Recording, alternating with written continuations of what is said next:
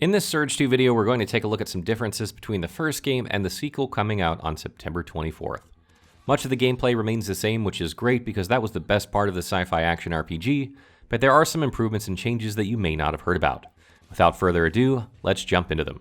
Perhaps the biggest thing on our list, and the one players have been clamoring for since Lords of the Fallen, will come as no surprise, and that is character creation. People simply like to make their own avatar and play with their own unique character, and Deck 13 has finally delivered here. Number 10, character creation. At the very start of the game, players will get to choose from a variety of options to make their avatar, including male or female.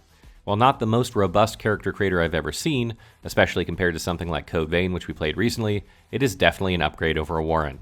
And in addition to choosing the features of your character, you can also choose some background information about him or her. I have no idea if this actually affects the gameplay mechanics in any way, but I strongly suspect it does, as the game has much more dialogue than the prequel. Number 9, ranged combat.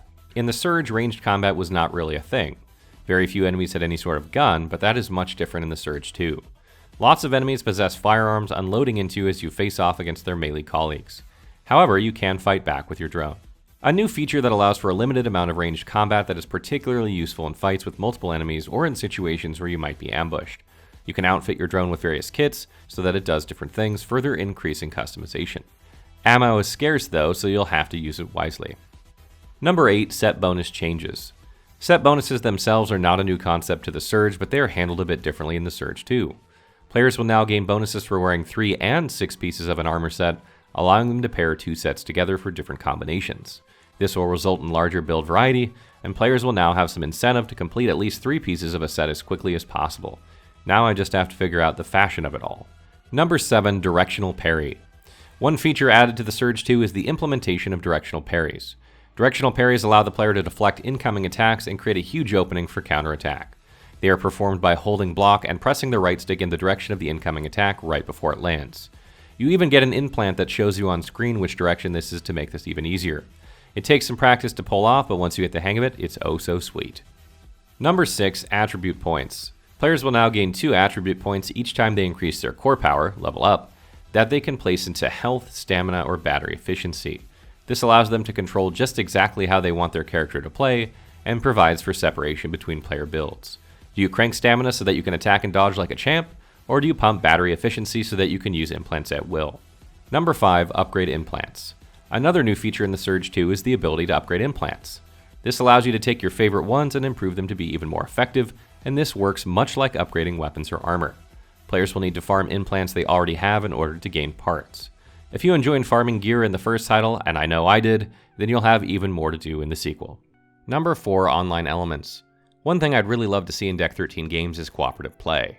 Unfortunately, the Surge 2 does not have this feature. However, they have implemented asynchronous features like online messaging, and another interesting one that you probably haven't heard about. Players can now place a copy of their character somewhere in the game, and it will spawn a clone in other players' game worlds. And not only that, players will gain rewards for doing so, and even more if they are well hidden. It's sort of like making yourself a collectible, kinda. Number 3, merchants and vendors. The Surge 2 has many more NPCs than its predecessor, and this includes vendors or merchants. Players will now be able to purchase weapons, armor, implants, and more from select NPCs in the game, and kudos to Deck 13 here, they have done a great job of making the game feel more alive. It's ironic really because of the setting, but it all has a bit of a cyberpunk or Fallout feel to it that I really like. Number 2, weapon proficiency. Weapon proficiency was a bit of a sore point for many players in the first title, because it didn't allow you to pick up later game weapons and try them out immediately, as you had to grind up your proficiency in order for it to be worth it. Well, I'm happy to tell you that weapon proficiency will not make a return in the Surge 2, and players can now pick up and use anything they find, and you'll want to. Trust me. Number 1, varied environments. Last on our list is varied environments. While I really enjoyed the Surge, I always felt like I was in the same place looking at the same scenery and there wasn't much change.